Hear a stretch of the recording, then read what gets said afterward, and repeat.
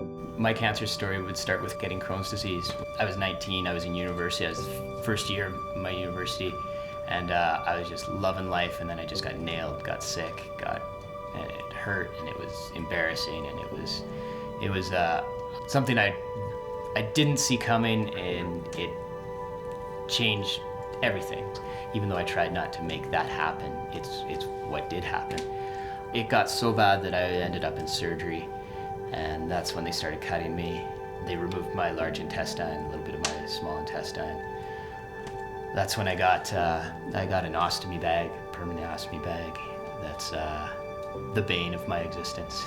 It's something that's really, really hard for me to deal with. One of them, they biopsied something that didn't look right.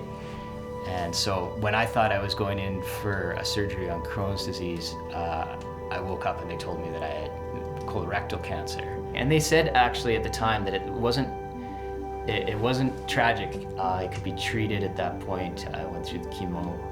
And eventually they did some scopes and said that it looks like I beat it, like I'd come through this cancer thing and they just have to sit and watch.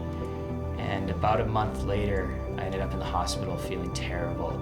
And that's when they cut me open again and found out that it had metastasized, and that my prognosis went from, yeah, I could probably beat this thing, to probably there's a bit of a limited time frame on it. At the time, they told me I had probably a reasonable guess was about 2 years to live. This past summer has been 2 years.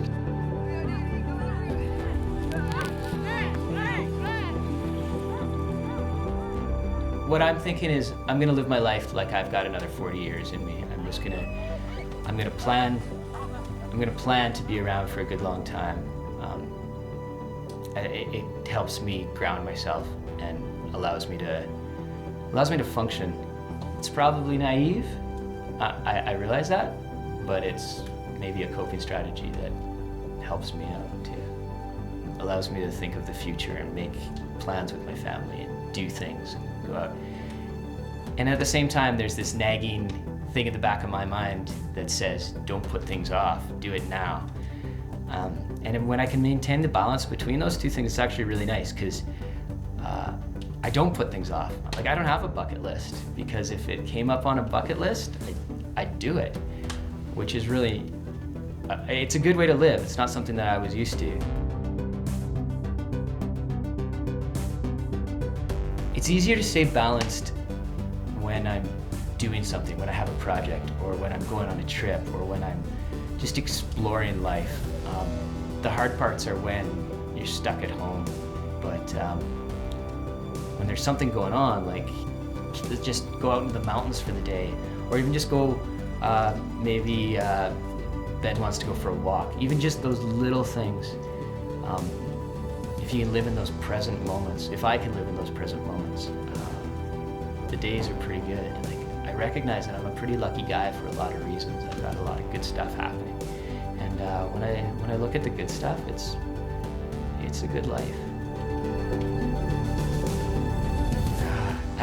I would like to know what living life fully would be. I would like to be able to define that clearly for myself.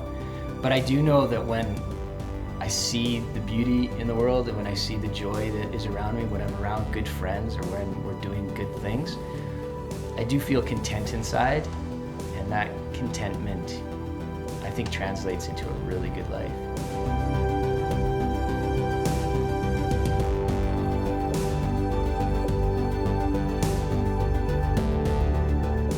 The more I find the beauty and the joy in life, the more I look for those things, because they are there, the more content I feel, and I think that's putting me on the right track.